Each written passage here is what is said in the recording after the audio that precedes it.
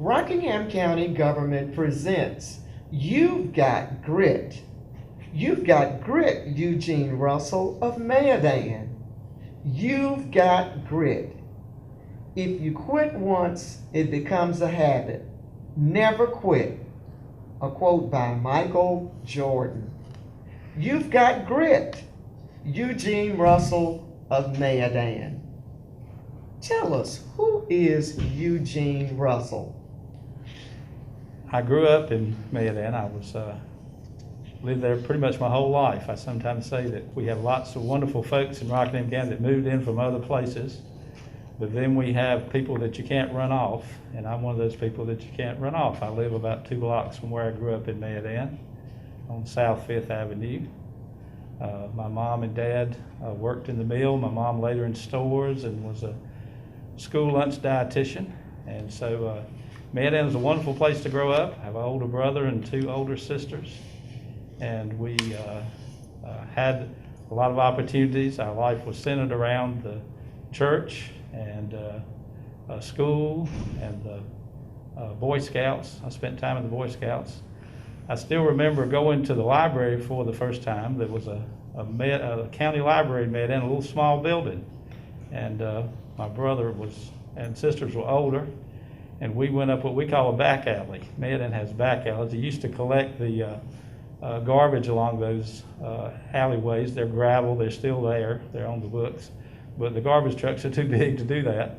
But that was a little safer place to walk for kids, and so we walked about 2 blocks to the library, and I remember sort of asking, one thing I remember about growing up is, you don't have much background and you don't know things. You're dependent on everybody else to tell you something. And so they said I could have books. Well, I'm going, well, it's like you're constantly asking questions that don't seem bright to everybody else, but how many books can I have? And they basically said, well, as many as you want to read.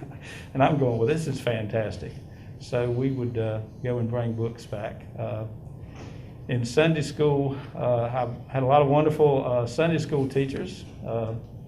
In fact, I think I learned to read in Sunday school because they would hold up these cards that had Bible story pictures, and they had one little line across the bottom. And I remember I had a teacher, Miss Baker, and she would take her fingers and run across the words.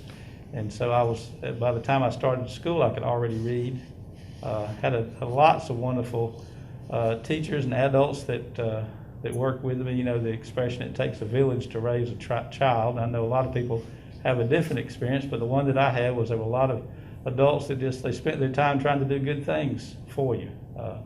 Had a Sunday school teacher, Miss Maggie Duggins, who lived to be about 100 years old. And what I learned from her, or my thought was that any adult, I always felt like growing up that if you misbehaved, any adult was entitled to stop you right there and spank you if that's what was necessary. But so the ministers and the Sunday school teachers that I had were wonderful, and we pretty much, we went to church on Sunday morning, Sunday night, Wednesday evening. We had Vacation Bible School, and Baptist Training Union used to do what they call sword drills, where you'd have your Bible and they'd call out a verse and you'd try to be the first one to get there. And so I'm still active in my church. It's still a loving church, a lot of ministries helping the community. It's the kind of church that does try to reach out. You serve God, you reach up to God and out to others, and they do a good job with that. Boy Scouts, I joined Boy Scouts at about 11, and I had 2 Scoutmasters and several adults that helped with that, and that was tremendous. I liked it because I got to go somewhere. When I grew up, we really didn't go anywhere. My dad worked in the mill. They gave him a few days off at Christmas and a few days on the 4th of July holiday. And so pretty much my travels until I was in high school and played athletics was, in and around Mayodan. And I had a grandfather that was in the town of Ellaby down near South Carolina. We would go down 220. The Highway 220, we'd go right down the middle of every town. We went right through downtown Greensboro, downtown Asheboro, Ether, Candor, all those. And what I used to say kind of jokingly, I love my grandparents, but they lived in the sand hills, and that was like the beach, except you didn't have any water. Had the sand, you had the heat. But getting back to Rockingham County, my other grandparents were from Mayodan. I had a lot of grandparents that just goes back a long way. They were farmers. Both sets of grandparents were farmers, and my Dad was in a family of 10 and my mom in a family of 11, and they grew up and things were kind of scarce. And growing up in Mayodan, it was a meal town, but everybody was about the same. And so we didn't have a lot, but you would walk sometimes in the evenings. People would go out on their porches. The houses were constructed with front porches, and I think as a practical matter, what they did was they would eat dinner. We called it supper, and they would let the house cool off while they turned all the lights off and went out on the porch. And if you walked down the street, you could visit with people and talk. Pretty much you knew everybody on your street. They all knew you, what family you belonged to. And so that was good. And then the school I went to, I walked about 3 blocks to school, to elementary school.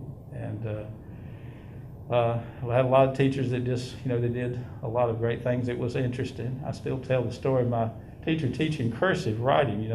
They say they don't do that anymore. And I still remember I liked this teacher, but she had a ruler, and rules were different in those days.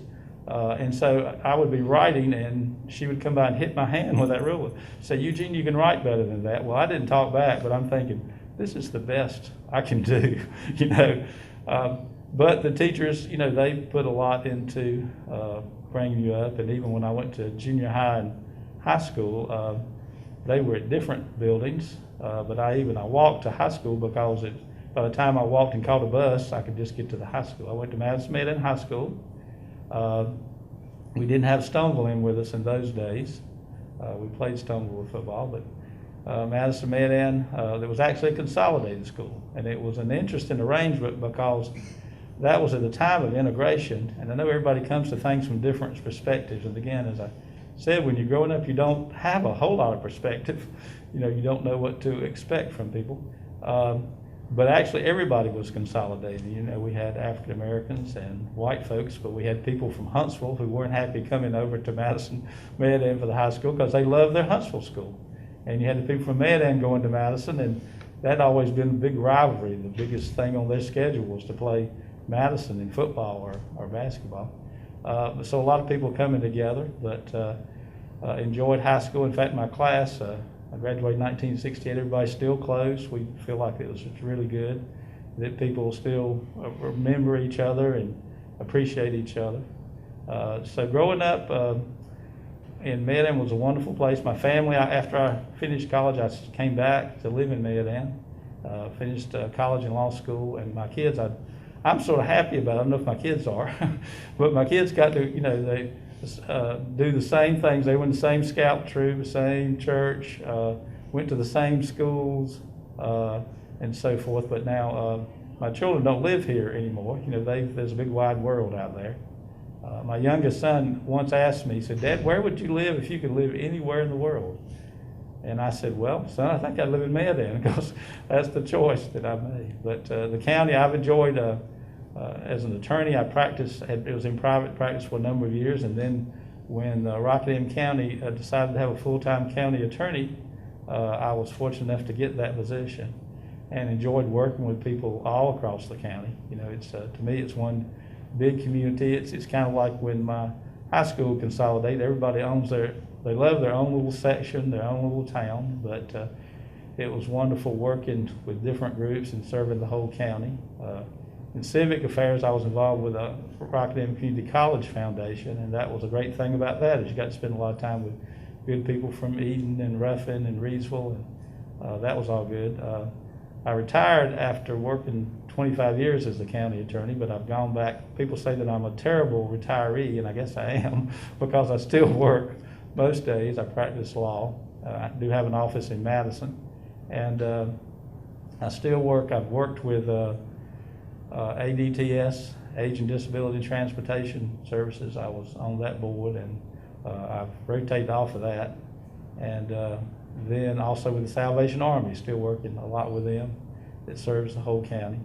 I'm on the advisory board for UNC Rockingham, hospital over in Eden, so I still work across the county and enjoy all the associations and affiliations that go along with that. You're involved with a lot of different civic groups and organizations. Why is volunteerism important? Well, as I say, I benefited from it.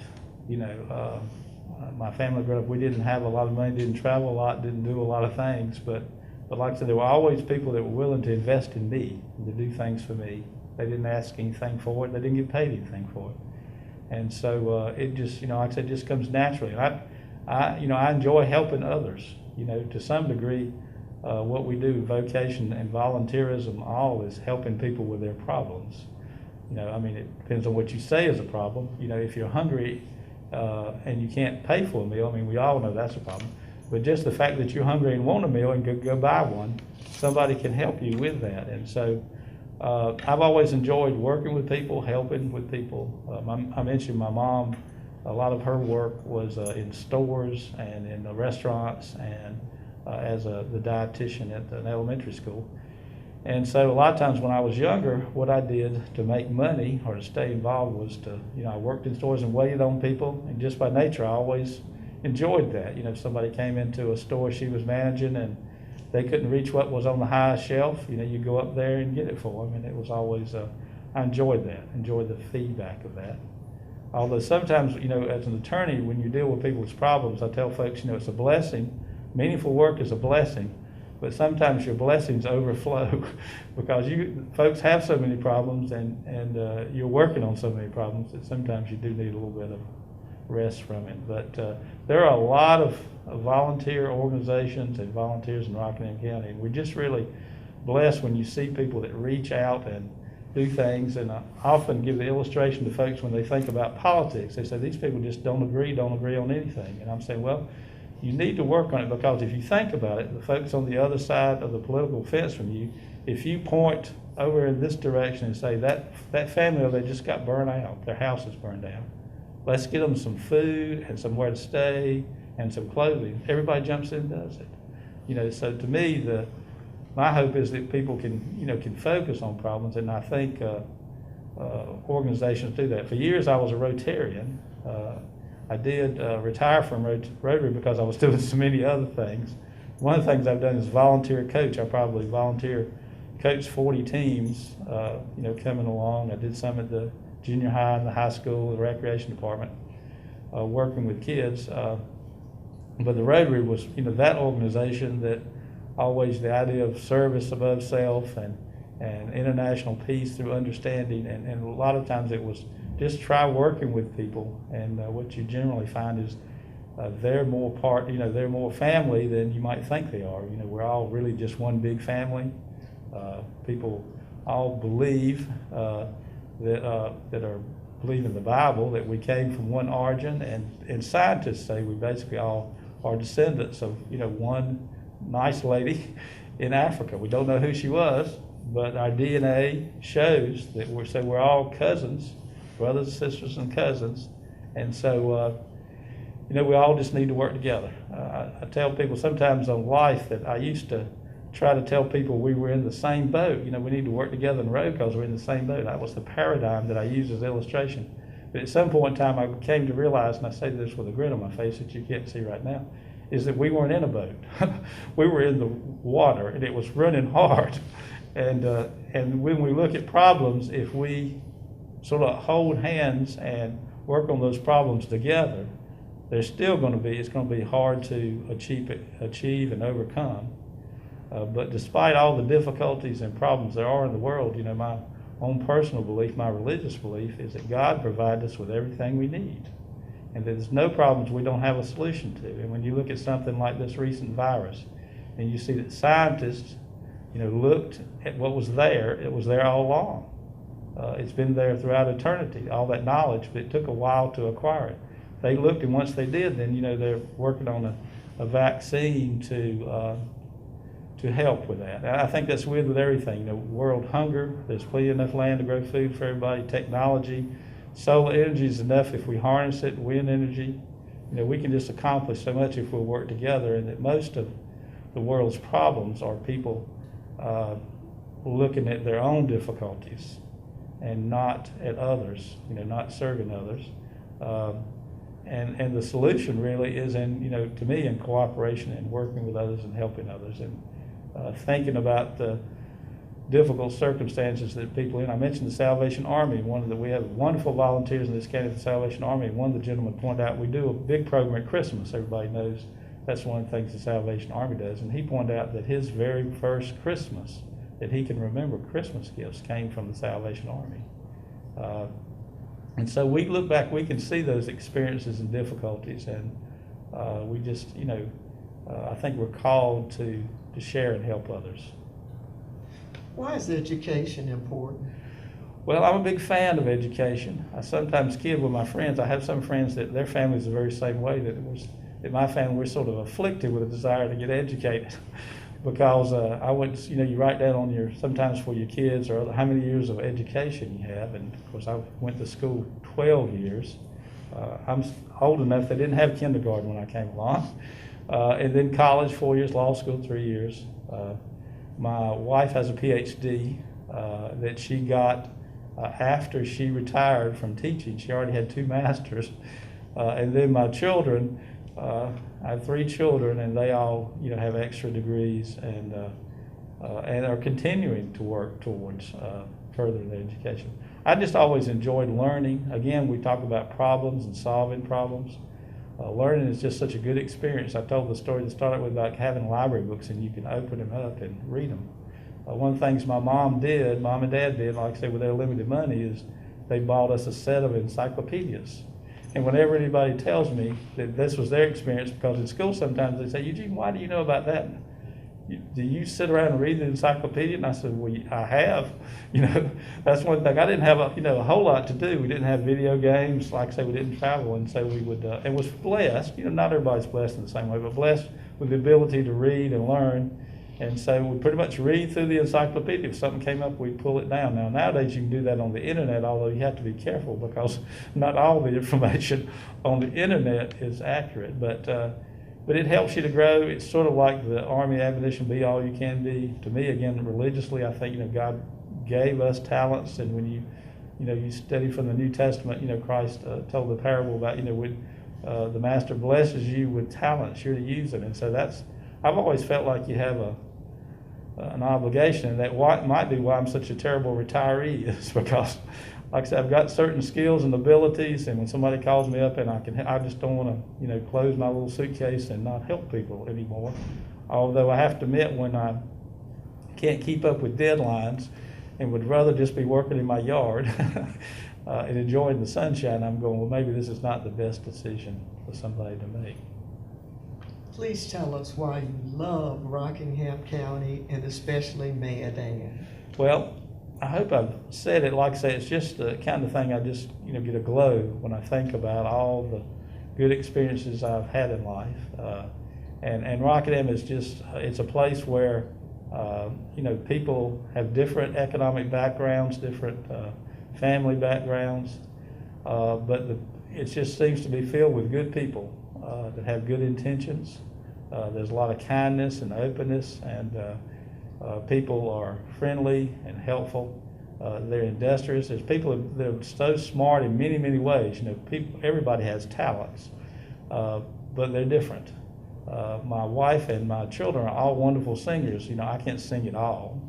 I sometimes answer the question, they say, well, did they get the talent from you or from your mom? I said, well, people think they got their talent from their mom because she's a great singer. But I know I have none, so somebody got it. I didn't get a share of that.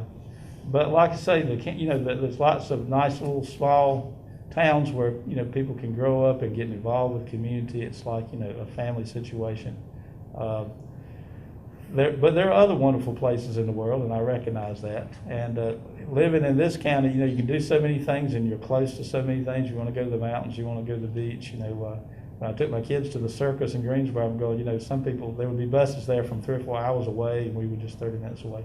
But we've got, beautiful rivers. I enjoy the outdoors, spend a lot of time walking, and growing up, that was important to me, and I probably was a trespasser on maybe too many occasions. They used to run an ad on TV that talked about opening up the schools so kids can play on the playgrounds, and they show kids climbing over the fences to play ball. And I'm going, well, that's what I did, and I can think of, walking.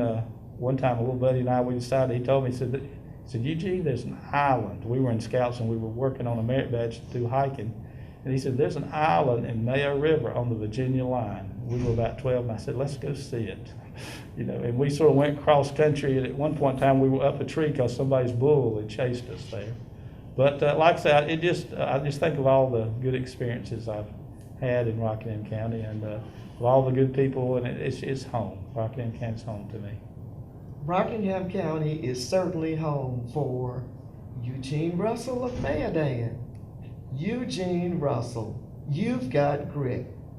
We bet you know a Rockingham County citizen you describe by saying, you've got grit. We'd like for you to email a paragraph describing a Rockingham County citizen you think Spectrum 1304 and Rockingham County government should interview for You've Got Grit. Email your paragraph to mscott@co.rockingham.nc.us. That's mscott@co.rockingham.nc.us. Thanks for joining us with You've Got Grit.